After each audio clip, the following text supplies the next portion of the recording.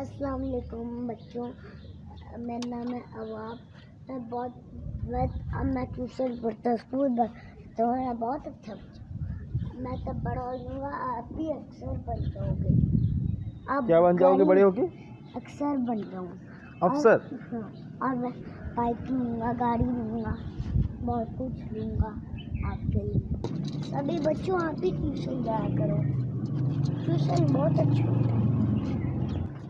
आपको पता ही होगा, एक बच्चा है ऐसा जो कभी नहीं पढ़ता, ऐसे जो स्कूल में नहीं पढ़ते, वो गंदे बच्चे होते हैं, पता है। वो ऐसे अपने अच्छा बच्चा बनने तो स्कूल में और अच्छा बच्चा बन जाए। मैं स्कूल में फर्स्ट आया था, मुझे ट्रॉफी मिली, मैं फर्स्ट था, मैं अच्छा बच्चा हूँ, पता है।